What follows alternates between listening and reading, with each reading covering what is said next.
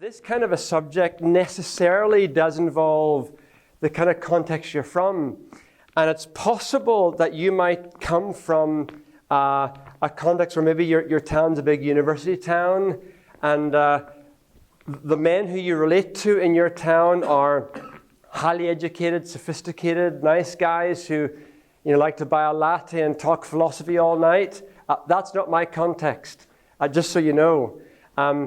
I'm Irish, although I grew up in Ethiopia, and I currently live in the west of Scotland. Now, the west of Scotland is a very traditional part of Scotland. It's an industrial area, shipbuilding, mining, steelworks, and so most of the men who come from that kind of a background would be what we'd call blue collar. They'd be working class. Within our culture, all of that involves. I come from a context where the average guy, my neighbors, for example, will spend their spare time in a bar. Excessive drunkenness is the norm. Drug abuse, violence is not unheard of, even domestic violence. And it's that non-genteel world that I'm trying to witness for Christ. So some of what I say will very much relate to that kind of a world. And so I said at the very beginning, because it may well be that some of this stuff doesn't really relate to your context, but it comes directly out of the evangelism that I do amongst men who, generally speaking, don't like church, don't want church, and a good time for them is getting very drunk and watching the football. Our local team dress like that, Glasgow Celtic, and it's the obsession of all the guys in my area. That's my culture, and that's the kind of culture from which I'm speaking, just so you understand the kind of background that my evangelism comes from. But let's pray, first of all, and ask that God will be with us. A very quick health warning. I am Irish, which means that I speak too quickly, and I have a very strong accent. My mission organization has a college where I teach, and we have students from all across Europe and further afield. And I'm very accustomed to students putting their hand up to say, repeat that, I didn't understand, you're going too quickly. So if you want to interrupt me to get me to slow down, that's absolutely fine. Please do so. And to get stuff clarified, I'm happy to do so. So don't be embarrassed about stopping me and getting me to repeat things. But let's pray. Father, we just commit ourselves to you just now as we come to think about this huge subject of trying to reach men in our cultures, in our countries, for Christ. And give us an understanding, I pray, of the kind of challenges that we're going to face as we intentionally try to reach men for your kingdom. In Jesus' name, amen. One more thing before we start, and that's just to say that reaching men is not my only passion. I want to reach people of all ages. But my particular focus here is that west of Scotland men from the age of 20 to 70 are the least reached. And that's why this seminar was put on. Before we think about today's context, let me just go back to the very beginning of the church and have a look at the New Testament and just get a sense of what was happening spiritually back then. If you look at the early church and begin with Jesus and his disciples and the relationship that they had with each other, it seems very obvious to me that Jesus did not have any kind of difficulty or issue in trying to reach out to men. If you think about the inner circle that Jesus had, I know he had a larger circle of, by the time of the crucifixion and resurrection, maybe about 120 people who were following him. And that included some very notable women who heroically followed Jesus, and he was supported by women in his mission. I know that. But his inner circle were men. Now, that's not a theological point. It's a practical sociological point.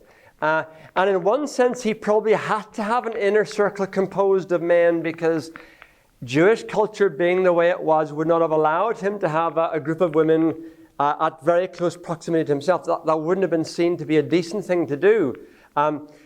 But that aside, think of the guys who were immediately attracted to Jesus and who wanted to be with him. You had fishermen like Peter and his brother. who would have been used to dangerous jobs, often at night time, unsociable hours, long hours, difficult, physically energetic. I don't know if you've ever been to fishing towns in your country. I know one man here from Aberdeen who's from a fishing background. Really, his city has a fishing background. Fishermen are tough. They're real alpha males. The danger, the physicality, the loneliness, it makes a certain kind of person. And you can see why Peter was the loud-mouthed, aggressive, spontaneous, sometimes unthinking guy that he was, because that was his context as a fisherman. You had guys like Judas Iscariot, who is known to us not just because he betrayed Jesus, but he was a violent nationalist. Now in Scotland, we have our nationalists as well. It's a very popular trend at the moment in Scotland. And my experience of lots of nationalists is by disposition, they're aggressive. They passionately believe in what they believe in. The worst thing you can do is begin an argument with a nationalist. You're in trouble. Now that was Judas, who followed Jesus, hoping that Jesus would join his political agenda, and then betrayed him because he didn't. But Judas was one of those tough, rugged, hard-nosed individuals. Think of James and John, who Jesus called the sons of thunder. Now, why did he call them the sons of thunder?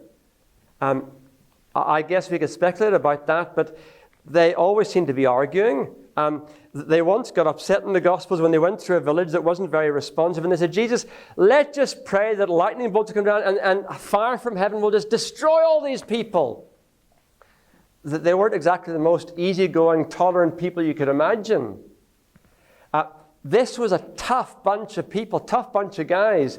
And even when Jesus comes to have his Last Supper with those inner circle of 12 men, what were they doing? They're arguing. And they're always arguing and debating. That there's a competitiveness about them, an aggression about them, but they were drawn to Jesus. Now, why is that? Good question. And then you look at the gender balance of the New Testament. These days, sociologists who are in opposition to Christianity make a big deal of this because only a certain percentage of the wording in the New Testament comes from women. Men are overwhelmingly present. Now, I think sociologists have totally misunderstood the context of the New Testament world. But the point from the position of this seminar that I want to make is that in that New Testament world, as Jesus and then the early church began to build and grow, it was not a difficult place for men to be. In fact, you had to be a strong, rugged, courageous person to be a Christian because of the persecution. And so you have characters like the Apostle Paul, who was a strong, determined person. And Paul himself could be at times aggressive and assertive. He talks to Timothy, and he's concerned that Timothy seems a bit soft and delicate. And so he's giving him medical advice, but also said, Timothy, try and be strong. I mean, this is a tough world you're living in. So man up and get on with it.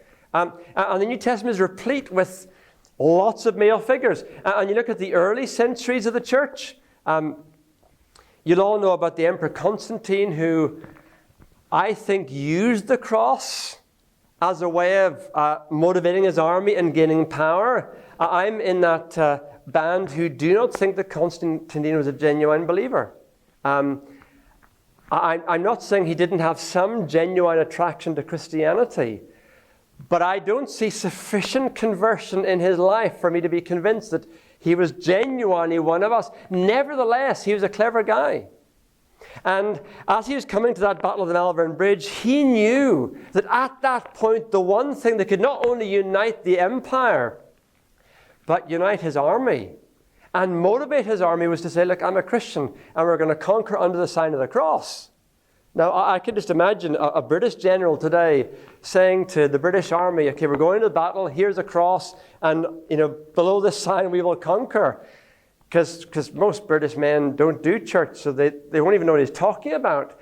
But the Roman army was so replete with Christians that sign of the cross was easily recognizable in the ranks of Constantine's army.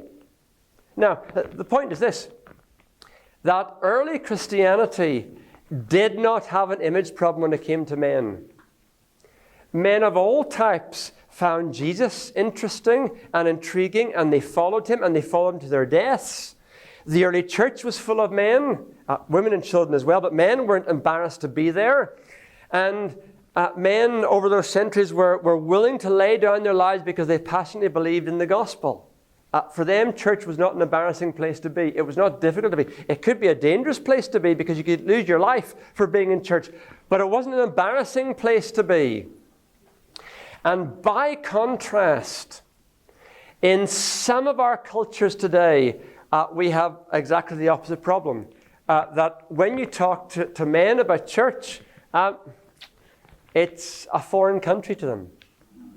They just don't feel at home. They don't feel comfortable. It's not their kind of place. And we'll think of some of the reasons for that in just a moment. Now, I don't want to bore you with data. I love data and statistics, and my wife and my secretary are always telling me how boring data is. And they say I should never talk about data publicly. So I'll resist the temptation. But I will point you to two sources which I think you might find helpful. One is Pew Research. Because Pew Research have done lots of extensive research on religious and church habits, not just across Europe, but across the world. And the overall picture I find absolutely fascinating. I'll just give you some general things to think about.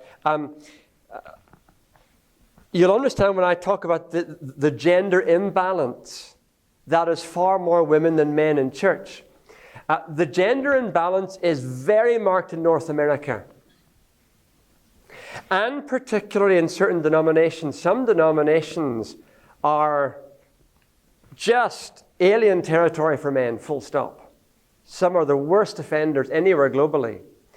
Latin America is slightly better, but not an awful lot better. Latin America still has a significant gender imbalance right across the spectrum, from Roman Catholic across to the most conservative of evangelicals. Europe, you're improving a little bit, but Europe still has a gender imbalance across most of the continent. Most of the continent. Some countries better than others. The UK is one of the worst places, but it's not a very good gender balance. By comparison to Sub-Saharan Africa, where the gender imbalance is almost indistinguishable because you have equal numbers of men and women in most contexts going to church. Why is that? Well, we could ask all kinds of questions about that, but it's a simple fact. And within individual countries, that gender balance can get incredibly bad. In my town, for example, and again, I'm talking about a very blue-collar kind of setting. My church is in a town called Bells Hill, an old mining town. I live in another town called Newarthill, an old mining town, not far away. We have no universities in our town. If you want a decent job or you want to go to university, you go up to Glasgow. It's much more sophisticated. We're just the kind of mining communities, post-industrial. And in my town, my church doesn't do too badly. We do have more women than men in my church, but it's about 55 to 45, maybe 56, 57% women. But some of the churches, it's chronic, absolutely chronic. One of the Reformed churches in my town, I would say it's about 80% women. And there's one church in my town, there aren't very many evangelicals, full stop. Our town has a tiny proportion of evangelicals. It's very post-Christian. But one of the churches in my town, which does happen still to be evangelical, has about 50 women, one of whom is the minister, and only 2 men. One of those men is the husband of the minister. That's why he's there. And if she ever leaves and goes to some other church elsewhere to follow a different ministry, there'll be one man left in the church. And he happens to be in his late 70s. Now, that's the context I'm coming from. Men just don't do church. I got a phone call because my wife and I are both here on Sunday, and we have a number of non-Christian women who are attending our church. We're developing a relationship with them. And One of the mothers who became a Christian last year, and we baptized her a few months ago, she has a family who all live locally. They don't come to church apart from her daughter. But her son, who's recently come out of prison, he was in church on Sunday, and they phoned me because they're so excited that a non-Christian guy has just turned up at our church. Doesn't happen very much because the gender balance in churches in my part of the world is so bad. Now, compare that to other stats.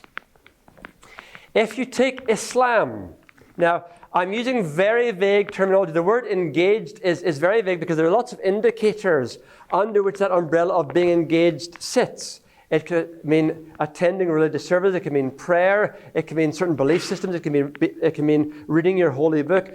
But generally speaking, in Islam, men are more engaged than women by all statistical indicators. Now, it's particularly skewed by the fact that in most conservative Islamic contexts, the men are compelled to go to the mosque, the women are not.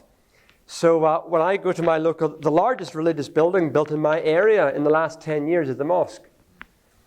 And when you go there on a Friday, on their key prayer times, there is a balcony for women to go. It'll be almost empty, might be one or two women there, not many. Downstairs, full, all men. Of course, they have to pray separately, all men. So in terms of attending the mosque, overwhelmingly it's men because they're the ones who are mandated by Islam to attend the mosque. Likewise, in Israel, attendance at synagogues is predominantly men.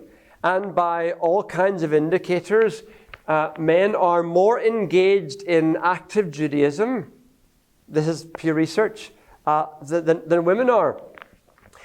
By contrast, in Christianity, globally, women are more engaged than men. Now, these are massive generalizations. Of course they are. But as an average as well as a totality, women attend church more than men do. Women pray more than men do. Women believe in angels and demons and personal spirituality more than men do.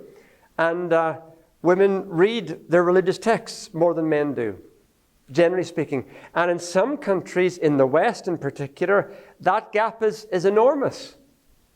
It's enormous. And comparing to Africa, European men are less engaged in Christianity than sub-Saharan Africa. If you go to a country like Zambia or Nigeria where you're from, or Ethiopia where I grew up, you go to an Ethiopian church, you wouldn't notice a gender imbalance. Men go to churches like women go to church.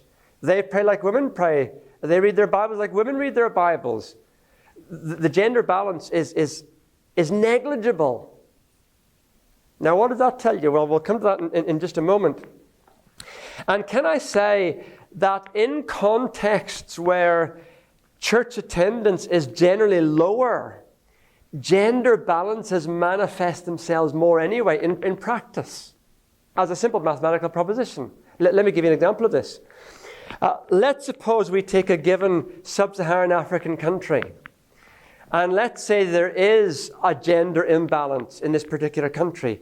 So 75% of women will attend church, 65% of men will attend church. That's a 10% difference in terms of men and women respectively attending church. But high numbers attend church, full stop. So in a town of 2,000 people where, roughly speaking, half the population will be female, the other half of the population will be male, that will mean that you'll have 750 women and 650 men attending church in that town. And let's say there are 10 churches in the town. Well, by the law of simple mathematics, you're going to have, in the average church, 75 women, 65 men attending. Now, there's that 10% gap in the gender imbalance, but because attendance generally is higher, you don't really notice it. If you had that church of, 75 women, 65 men, you'd work out, there seem to be a handful more women than men here, but there's not a lot in it. Then you come to the UK, and being generous, and taking, say, Christmas time or Easter time, a religious festival time, being generous about church attendance. Let's say you get 20% of women attending the Easter service and 10% of men attending the Easter service. That's probably being generous. Certainly in my town, that's being incredibly generous. In a town of 2,000 people, that means that at the Easter service, you're going to have, and more folk attend church at Easter than attend any other time of the year, obviously. But you're going to have 200 women in church at Easter, 100 men in church at Easter time. But divided by 10 churches, the average church, 20 women, 10 men. Now, it's still the 10% differentiation between men and women attending church.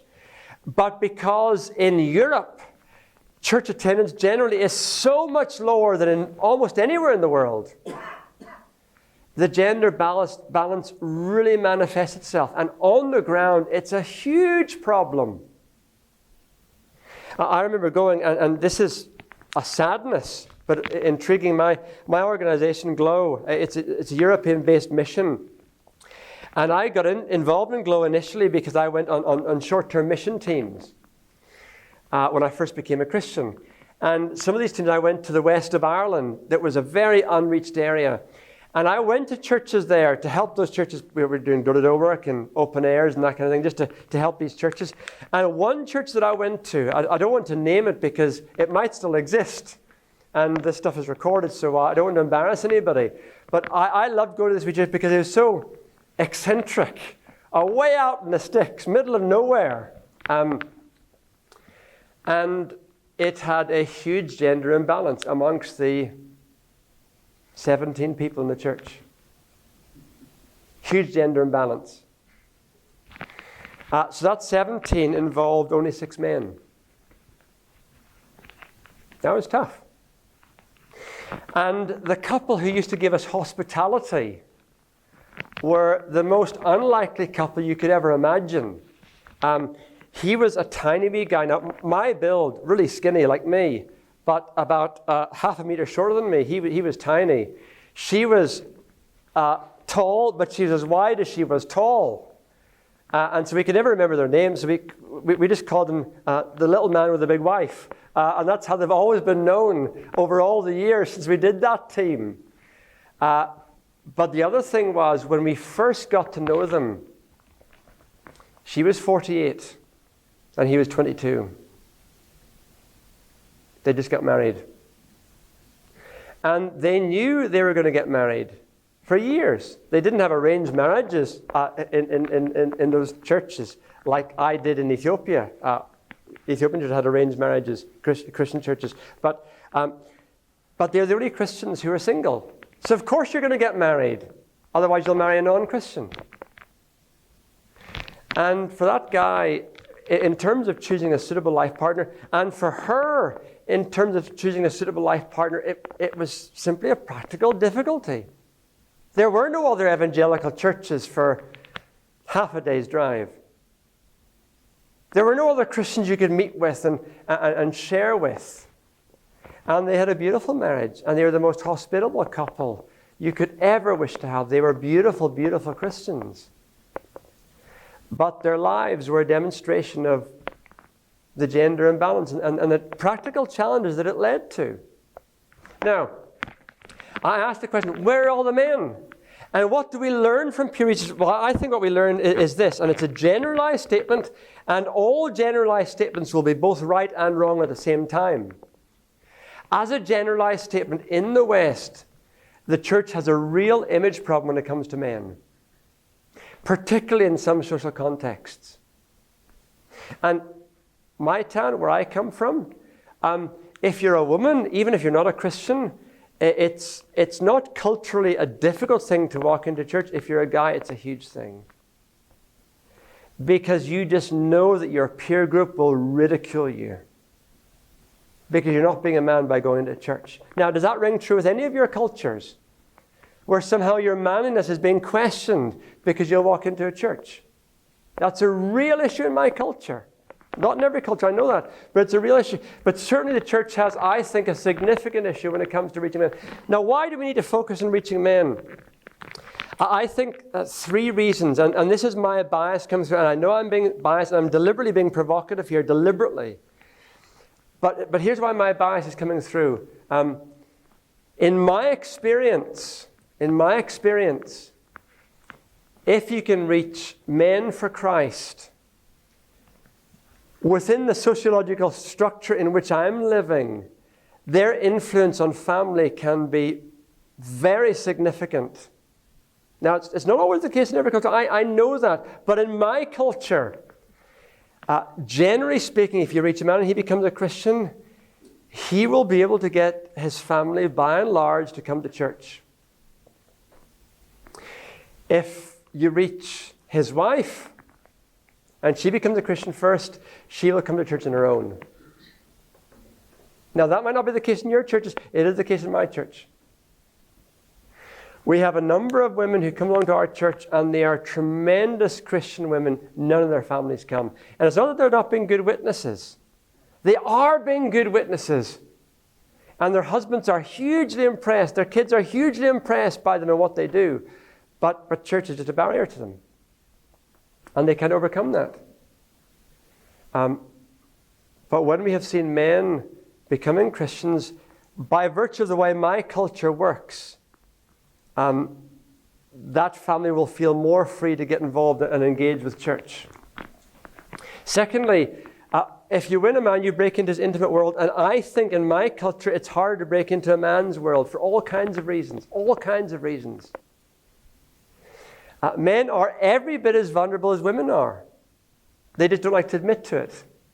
In that sense, my experience is that women are far more courageous, because the guys I play football with have huge vulnerabilities. They haven't got the courage to admit to it. They're not honest. And so breaking into their world is really difficult. And in many countries, in many cultures, men are just proving really tough to reach. Hence the gender balance, which you will see in lots of European contexts, where churches have been very successful at reaching children, relatively successful at reaching teenagers, relatively successful at reaching women, but not successful at reaching men. And so you look at the congregation, and lots of the churches I preach in, two-thirds of the congregation are female, of all ages. Now, in the UK, contrast that with Islam. And we have a second rub here when it comes to Islam, because according to our government's national census of England and Wales, they did a census in 2001 and then again in 2011. And this is just for England and Wales. It's not for the UK as a whole, and it's certainly not for Europe as a whole. But an intriguing thing came out in the 2011 census. When they looked at those folk who called themselves Christian, whatever that meant, they were the oldest religious grouping in England and Wales. And a very significant proportion were over 65. They were already retired. Of those who called themselves Muslim, they tended to be young. In fact, only 1 in 10 was over 65. And 1/2 of all Muslims in the UK, in England and Wales, 1/2 were under 25. That's the government stats. So you look at the comparison, and people aren't stupid. They can see these comparisons. You think about Islam, you think of youthfulness and men. That's what you think. Youthfulness and men. You mentioned the word Christianity. What do folks think? Old people, and mostly women, and then young children. That's the mindset. And that mindset lies there in the culture. And then the guys who I play football with on a Tuesday night, who are unchurched men, that's what we're dealing with. When I come to church with me on Sunday, you kidding me? If I go to church, these guys will never forgive me for it. Now, they don't actually care because they have no belief system. But you're kind of reneging on your youthfulness and your masculinity by going to church. Now, in my culture, that's very strong. I know in some of your cultures that's not strong at all. But in some of our cultures, these are genuine issues which I think we need to get to grips with. Now, again, I'm deliberately being provocative, and I will keep deliberately being provocative to make a point, and you can forgive me afterwards in grace later on, but let me keep going. In my culture, I think the gospel has been very subtly over the years feminized. That's the cultural issue that we're now dealing with. Church, that's the perception. It's for women. Guys don't do that. Church is for people who are soft. The guys I play football with, they're not genteel. They're not polite. And they come to church and they know that we want them to be nice people, become nice guys. Well, nothing wrong with being nice. But that's not what every man yearns for in my culture, just to be nice. He wants much more than that. So the hooks that you're trying to use to win them just have no appeal. Church is full of meaningless traditions. Now, I guess most folk dislike traditions. But if you're a blue-collar guy working for a difficult, tyrannical boss, and work is hard, and time is short, and you feel the pressure of life, you just don't want to waste your time.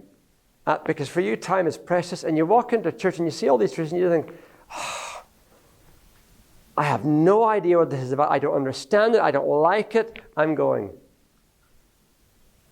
And so our whole traditional apparatus in church, and much of our tradition in church life, and I come from a brethren background, much of our apparatus in church life, we can't find biblical justification for it. And most guys just think it's ridiculous. Why would I be drawn to that? And church is about image. You know, you dress up nicely. I deliberately dress down to go to church. I don't dress up. Why? Because the guys that I try to win for Christ, they don't like the idea that you have to dress nicely to... They feel out of place. It's not for them. I just work in a factory. I don't own a suit. I don't have a tie. So they see a church where people do dress up, and immediately it's massively off-putting. Church is for cautious folk. I don't want to be cautious. I like taking risks in life. And church seems to be the slow pace, the slow lane. And people in church get easily offended. I'm being honest with you. The guys that I hang around with, they are crude. They use foul language. They don't even know it's swearing. They come from broken, dysfunctional backgrounds. They're pretty hard nuts, and they're scared in case if they come to one of our church events and they offend somebody, I better be careful. They're just not at ease. Now, nothing wrong with politeness. I'm not knocking politeness. All I'm saying is that we create this safe atmosphere. I would call it a holy huddle. That is just foreign territory for unchurched men, and for, I'm sure, lots of women as well, but certainly for men. And the church is doing nothing for me. And then going on to worship. Oh, sorry, yes. I can also email these to you if you want to get any of these PowerPoint. I'll email them to you. No problem. I love worship. Now, my wife is more engaged in worship than I am, which is ironic because I'm a better singer than she is. But she's more engaged in worship than I am. And I love worship, but when I first became a Christian, we did not have some of the beautiful, powerful, modern hymns that we were singing at this conference. And frankly, I got saved back in 82. You either had, back then, the really old hymns, which I didn't understand because in UK culture, they were written in kind of King James Bible English, so I didn't understand much of the English. I got kicked out of school when I was 16, so that language, that kind of old-fashioned English, I didn't understand at all. But the alternative to that was cheesy choruses that were awful. And I felt profoundly uncomfortable singing them. And I heard an expression being used by an American evangelist which I find really helpful. Homoerotic hymnology. Now, try to picture this. I became a Christian in my late teens. Now, my parents were godly people, but I was a rough kid. I got expelled from school. I was in trouble constantly. I was a disaster. My mother actually went back to apologize and to express some pride to my headmaster, my head teacher, once I began to go to Bible college, because she wanted him to know that I'd actually made something of my life. And he said to my mother, if you told me that your son was in prison, I'd find that more believable than if you told me that your son's in Bible college. My class was the class where one of my teachers had a nervous breakdown trying to control our class. And she was off work for over a year.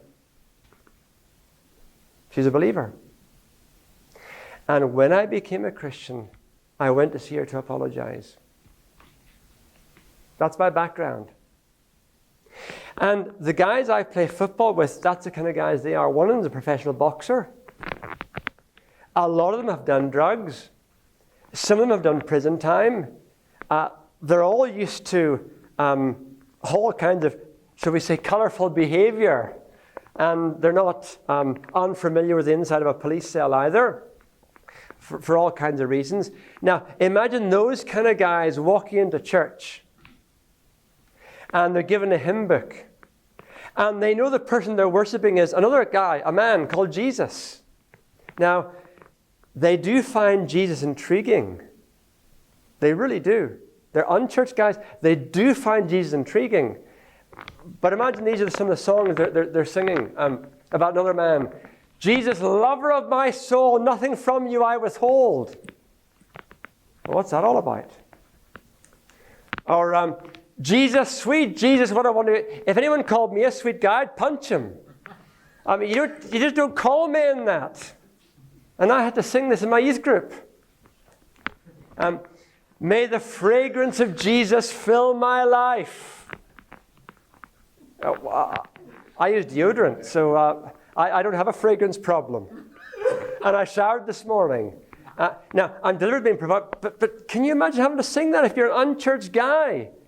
And you've just come from the factory, the shipyards in Gdansk. And that's what you want your workmates to sing. Or, Jesus, your name is like honey on my lips. What does that mean for a start?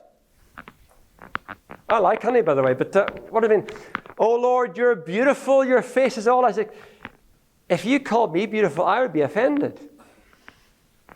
Now, if you called me handsome, I would say you're a liar, because I know you're not being sincere. But if you called me beautiful, I wouldn't particularly like that. Or draw me close to you, never let me go. I don't mind hugging guys. I've got used to that since joining the church. But I used to find hugging guys a difficult thing to do. Women, fine, especially if they're young and, but guys, that was hard work.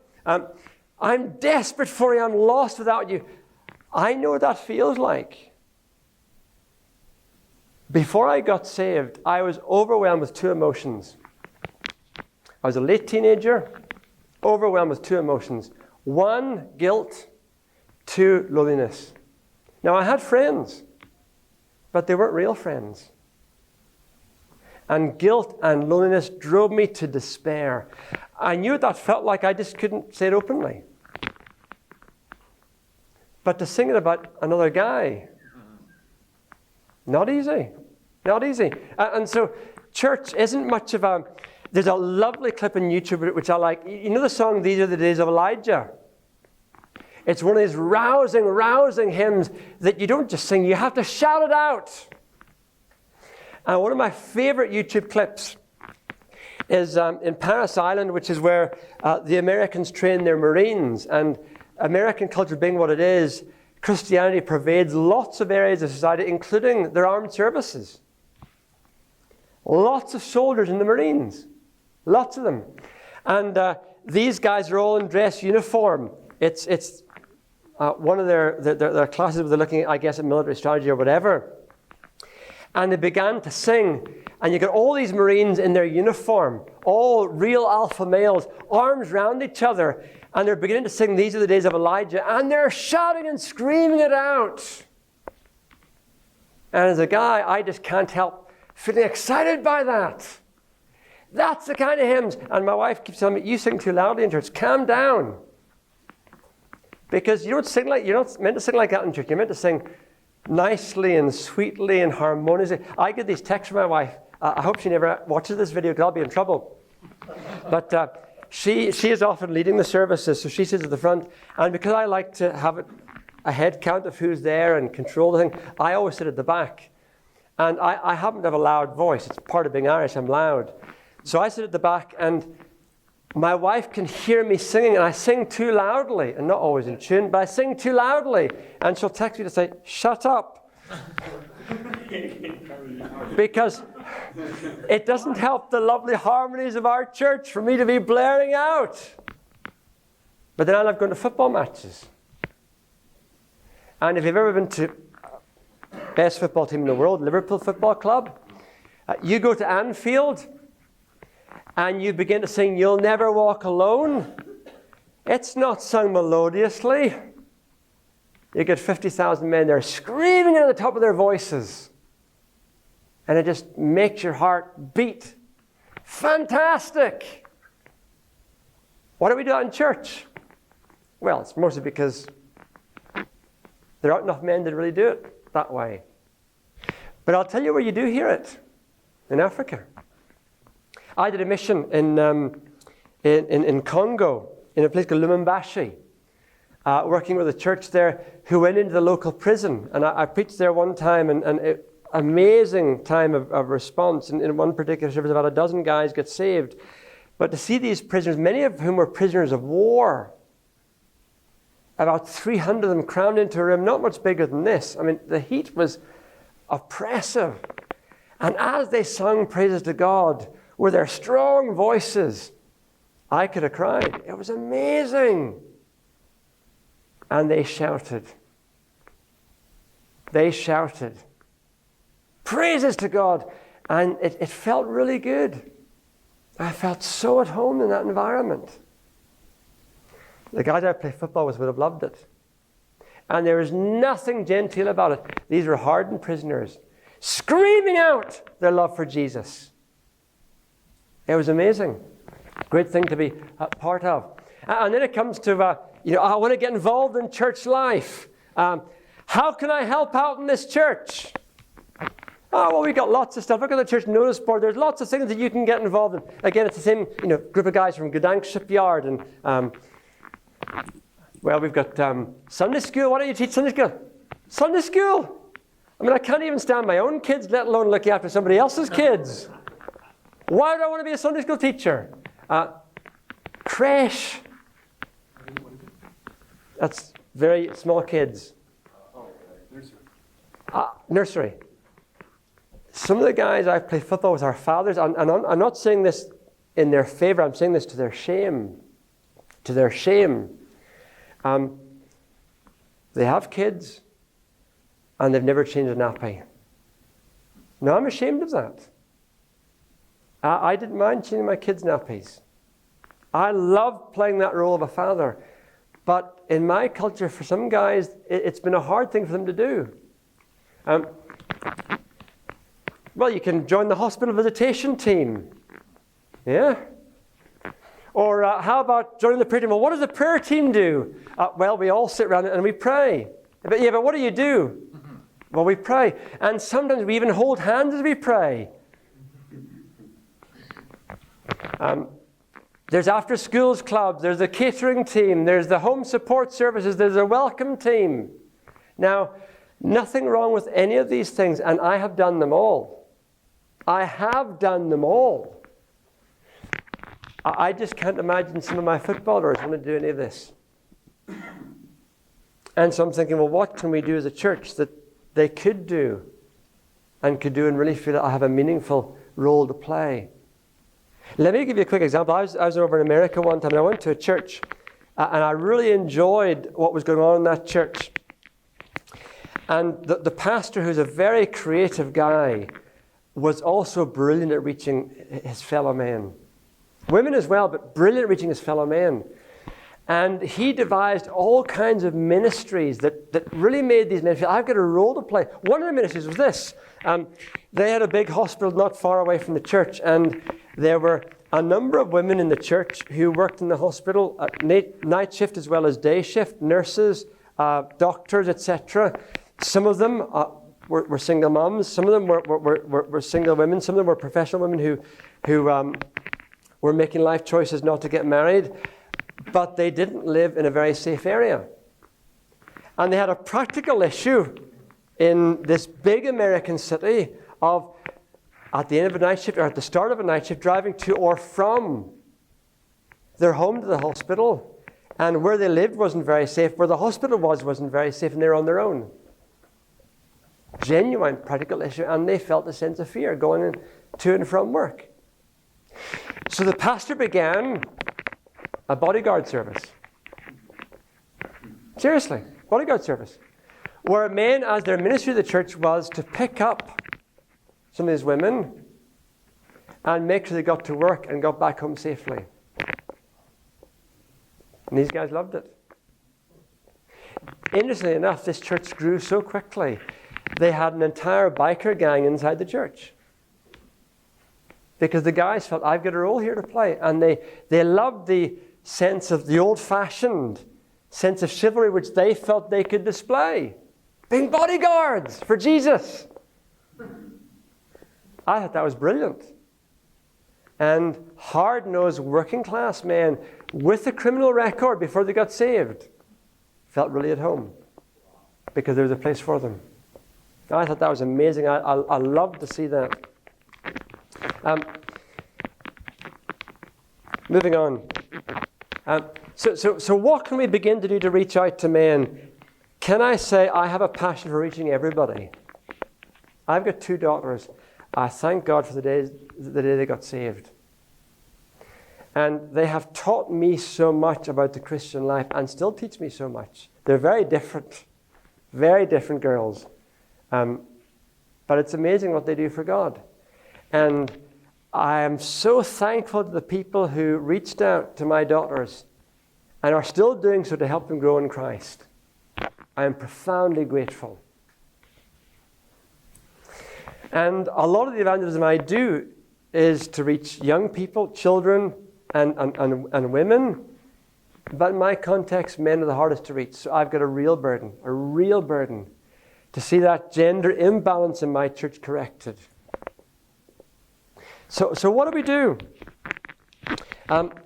My particular current responsibility is my football guys, a group of about 17 or 18, if they're all there, men who don't attend church, who have had a whole variety of different lifestyles.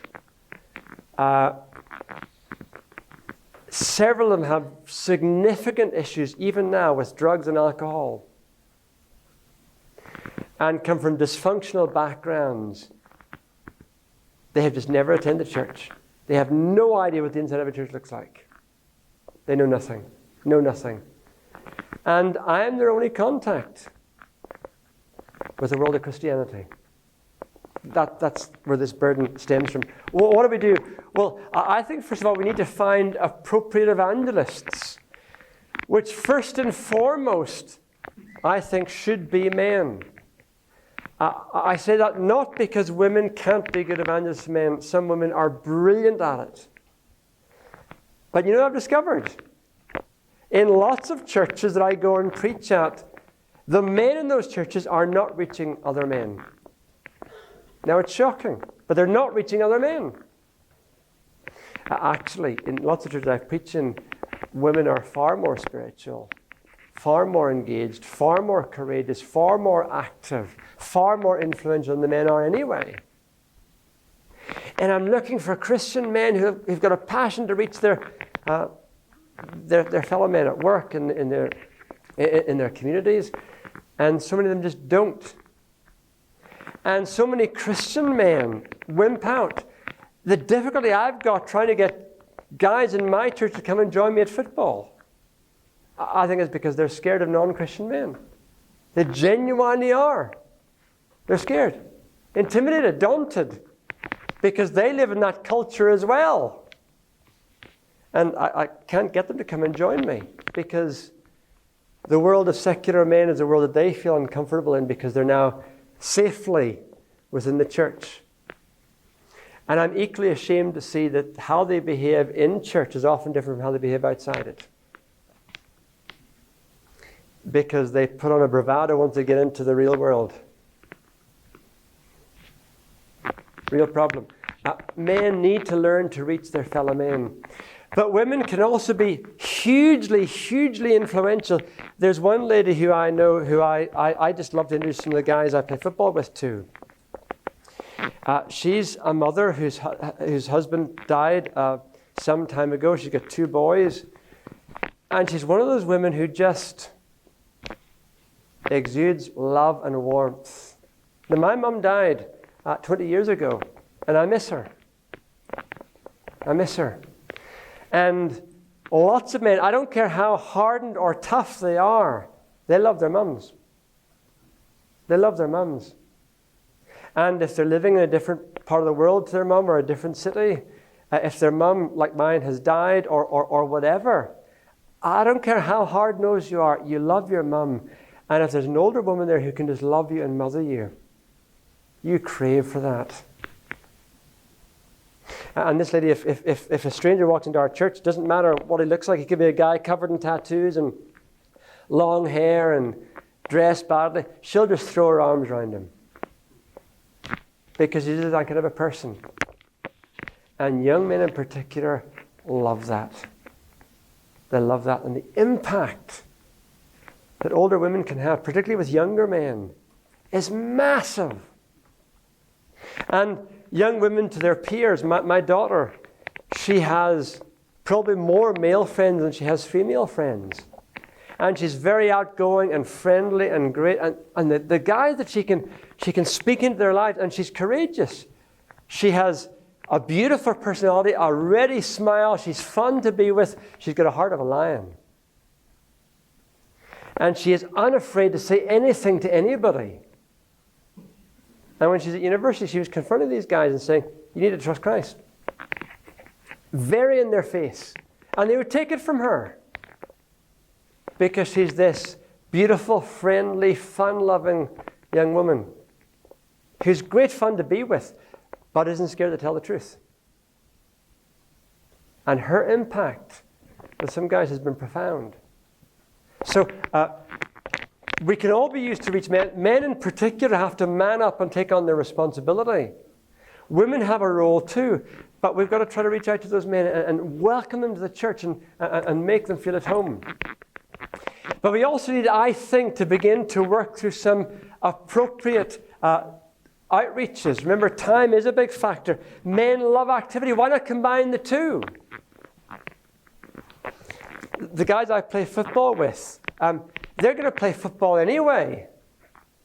So why not play it with this skinny Christian? I've got no problem finding guys to play football. I don't actually use the church to attract the guys. I find the non-Christian guys, first of all, do you want to play football with me? I got a team at tonight. Yeah, no problem. And then I say to them, bring along your friends. So all these guys are contacts of not my Christian friends, but my non-Christian friends. That's how I fill the team. All unchurched guys. No problem getting it. And I'll phone them up. We're low in numbers this week. Can you get some more guys? No problem. I'll phone some of the guys from the factory. And there's 2 or 3 more other unchurched men coming along. Easy, easy. And they love playing football. We're obsessed with football in the west of Scotland. And I use football as a way of just building a relationship. And yes, it does build relationship. Now, I don't play football gently. Almost all of these guys have bruises from me kicking them. I will kick them up and down the pitch for Jesus' sake. And I will not hold back. Because I need to be one of them. I need to be one of them. And as trust begins to build, then that vulnerability begins to get exposed, and that's when conversation happens. And yes, I single them out individually and take them for a coffee or whatever, and I show an interest. I'm always asking them, how is work this week? Are you beginning a new job? How's the new job going? Now, they don't often ask each other those questions, but I'm thinking with Christ-like eyes, how can I show this person that I love him and I want to be his friend? And that's important. I've got a non-Christian friend of mine who says, and I've never forgotten this, he said, Christians are friendly, they just don't want to be your friend. Isn't that an indictment? So I'm asking these guys about their lives, their background, all the rest of it. The guy who's a boxer, I developed my relationship with him by asking him about his fights, and I knew he had a fight coming up. This is last year, a fight coming up. So on the day of his fight, he's a semi-professional boxer, I text him to say, I'm praying for you. I'm just praying that you'll stay healthy and you'll be okay during the fight. The next Tuesday at football, he was there, 2 big black eyes. He was fighting against another really good. He won the fight, but it didn't look like he won the fight. His face was a bit of a mess. And he said, Stephen, I really appreciate your prayer. He was serious. And I said, are you okay after this? I said, you look pretty dead. I said, I mean, you're not a handsome guy, so it makes no difference, but you look pretty bruised up. He said, oh no, he said, look, he said, the guy I was fighting, he said, he's a gypsy. A lot of gypsy boxers in our area. He said, he just kept coming at me. But he said, the man upstairs is looking after me. He said that to me. He appreciated prayer. And then he said to me, why don't you come to one of my fights? I said, okay, let me know when you're next fighting. So I went. This was back in February. It was in a big hotel in our area. And what a cultural experience. I mean, I love boxing anyway. Those of you who are ethicists, forgive me for my love of boxing, but I'm Irish. I can be forgiven of a lot. This boxing match was one of the most hostile atmospheres I've ever seen. A lot of gypsies, Irish gypsies in our area, west of Scotland, very close connection to Ireland. Gypsies love boxing. Tyson, you all know the name Tyson Fury? Gypsy background. Boxing is part of their culture. This room was packed with gypsies. All these teenagers in the 3-piece suits dressing up, badly dressed because they're not used to wearing suits. They're just doing it for the occasion. The girls all dolled up, alcohol flowing, shouting and screaming at the fighters. And I'm at this table because I had a ringside seat with the girlfriend of this guy who's a boxer and his son, who isn't the son of his girlfriend, but his son. And then his partner, who is the mother of his son, and then his own mum, and then a few of the other fighters who weren't fighting that particular day. And we're at the table. And somebody said to me, what are you doing here? Because I was the stranger. They all knew each other. I was the odd man out. I said, well, I'm kind of his pastor. Yeah. And one of the ladies got up from the table and came around to speak to me. She had to come around because there was so much shouting going on with these fights are not genteel experiences. Everybody's shouting and bawling, and she had to come and stand right next to me and shout in my ear so I could be heard. She said, I'm a kickboxer. But she said, I haven't been able to fight for a while because I had a double hip replacement with the kickboxing. But she said, I used to go to church. And we had a conversation about faith and what it means to us. Right in the middle of this boxing tournament. Intriguing place to be. I suspect that I took one of the guys who does play football with me as a Christian. He comes to my church. He's a fairly new Christian. I brought him with me because I'm also trying to disciple him and train him to be an evangelist. I suspect that he and I were the only 2 Christians there amongst maybe 500 people. Sorry, in the boxing match.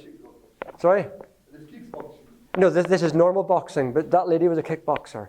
And I had some of the best conversations I've had for a long time, including with some of the fighters. Great conversations. I was in their world. Now, I'm not suggesting you begin a boxing gym or something like that, but men love activity. Why not use sport as a way of reaching men? Lots of folk do. Don't forget about intellect or social justice. I was in Australia not long ago, and a friend of mine runs a ministry called Hands and Feet. It's a bit like a food bank. And he goes out with a team into some parts of the city of Sydney where you got lots of homeless folk and they give out food. And there are physical dangers there doing that kind of a ministry. And you know what? Amongst some of his most committed volunteers are non-Christian men. He said, I'm beginning to use this as a form of evangelism. Because I'm saying to these non-Christian guys, by the way, guys, I give out food to down and outs. Why don't you come and join me? And they queue up to join him. And I talked to some of these guys in the warehouse, unchurched men. But they've been given a cause. Let's go and feed the homeless. And it's Christians who are doing it. And the conversation they have as they give out food parcels to homeless people in the streets of Sydney. It's amazing. Don't forget about social justice or the intellect. Men love arguments. One thing I always do when I'm doing evangelism with men is I'll be provocative, deliberately. I was at an open air one time and a guy was shouting abuse at a courageous teenage girl who was preaching at this open air, and he was being abusive towards her. So I said to him, can you not give the girl a break? She's doing her best. I said, do you have any belief? He said, yes, I'm an atheist. So I said, I'll get an argument going here. So I said, well, I find atheism attractive. If it wasn't such a stupid idea, I might become an atheist. We began arguing. That was good. Men love to argue. I was deliberately being provocative because I knew if I could get him arguing, he would stay with the conversation. And we could begin to engage as far as the gospel is concerned. And learn to enter men's world or a man's world. And that will mean in lots of cases leaving the safety of the church. I'll give you 3 quick examples. I'm only using their first names because I haven't actually asked their permission to mention in a slide, but it's only half a sin if I only mention their first names and not their surnames. The first guy is Ash. Have any of you ever seen rugby league being played? Okay. When you first watch a rugby league game, you'll think this is a game with no rules, apart from trying to hurt the guy who's holding the ball. Now, there are rules to rugby league. It just doesn't appear that way at first sight. A guy grabs the ball, everybody jumps on him and tries to pin him to the ground and take the ball off him. That's rugby league. It's a really aggressive, rough game. And in parts of Middle England and Northern England, they play professional. This is Castleford Tigers. And alongside the professional club, there are lots of amateur clubs playing the same game. It is a tough guy's world. And my friend Ash offered himself as a chaplain for the Tigers. So he gets access to the changing rooms, the gym where they work out. And you see these guys who are hard as nails and really aggressive. They have to be, because that's how rugby league is played.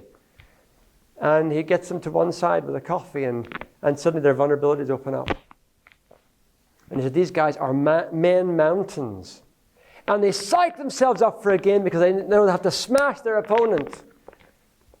And then they go for a coffee with them, and they open up about their broken family and their heartaches and all that. And he just prays with them. He's entered their world. Or John, I'm a biker. I love motorbikes. And John has begun what's called the hub. It's in a town called Kilmarnock in Scotland. Ayrshire is where lots of our bikers, I got 5 minutes, okay, thank you. Lots of our bikers hang out. And a group of Christian bikers open up this hub where it's a hangout place for bikers. You can get your bike repaired, and they do some spontaneous events from it. They have bikers, including biker gangs from all over Scotland coming there. And the conversations that have opened up, they've got guys with as many criminal convictions as they have tattoos in their bodies. And they're being loved by guys like John, who's entered their world. And he knows half the biker gangs in Scotland. Knows them well. And all of the guys in the hub have big crosses in their backs. We're Christians. We follow Jesus. He's into their world. And then my friend Bob, he works in a rural area in England. And what do guys do? They go out shooting. Shooting birds, pheasants, and that kind of thing. So he runs shooting competitions. He owns his own guns. He's got you have to have a license to own a gun in the UK. So he's got guns, and he advertises in the local paper a shooting contest. So they all go out, him and a whole group of guys, most of them unchurched men. They'll go out spending a day shooting.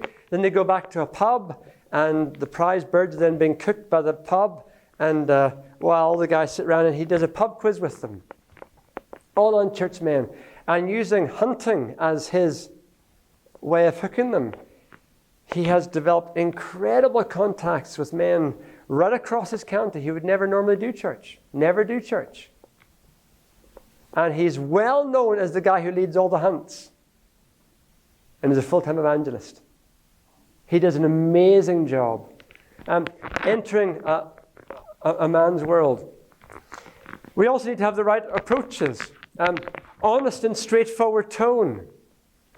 The guys I deal with, you don't need to beat around the bush with them. Just tell them. And I do. If you don't sort your life out, not only will you screw your life up, you're also going to hell. Now, that's an offensive way to speak, but not for the guys I'm dealing with. They like straight talking. It's their culture. And they might swear back at me, but that's okay. That's okay. You just are very open and honest with them. And all the while working towards deepening relationships, because all men want brothers. They all want brothers. They need somebody they can trust, who will stand by them. They long for that. And the church can provide that. It can provide that. The camaraderie that you find in places like the armed services. Strong camaraderie. Why can't the church provide that? I've taken guys mountain climbing, and there's a group of guys I take to the driving range playing golf. They just want brothers who they can hang out with and just be honest and real with. And the conversations that can roll out from that. But it means that we need to... This is John, by the way. The biker guy, John Carden. The relationships can get deeper and deeper and deeper. And when they open up, that's when you bring the gospel. And they are ready for it. They will listen. Because they found a brother. They found a brother. They talk in church circles about you need to have belonging before believing. Okay? You need belonging before believing. I think that's true, and I think it's particularly true when it comes to men. If they can trust you, they will listen to you. If they can trust you. You sure you're a brother? You can say anything to them, and they will listen. So I think we should promote a muscular Christianity. Why do Christian men have to be drips? Why? Shouldn't be like that. Handle felt needs sensitivity. I say sensitivity because these guys, they do have their hang-ups and their fears. They just don't want anyone to know about it. I deal with guys who have nightmares, often from abuse from their childhood. Who can I talk to about this? Inner pain. But they're not going to open up until they know you're a brother. Learning to deal with those felt needs sensitively. And then build a vision. And I say to guys, here's what I want for you. I don't just want you to become a Christian. I want you to become a Christian leader. A spiritual influence in your family. A spiritual influence in your community. This guy who's the boxer, he's got a son. And I said to him one day, I said, you know, your son, he's growing up in a world with no values. And he could end up screwing up as you did. He told me about his drug abuse, his alcohol abuse, his trouble with the law. He said, your son can go that way. What's going to protect him? It's what values you teach him. And if you become a spiritual leader and teach your son good values, teach him how to be a real man, and a man like Jesus was, then you'll change his life.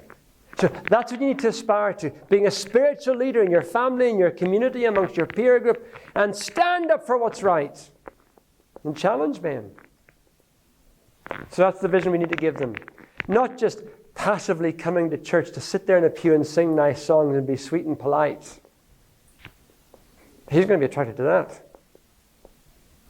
A vision of real men who stand up for what's right and who don't mind doing what Jesus did. Confront corruption. Deal with the hypocrites. Stand up to them and protect the vulnerable. You give that kind of a vision, and I think men will come running towards it.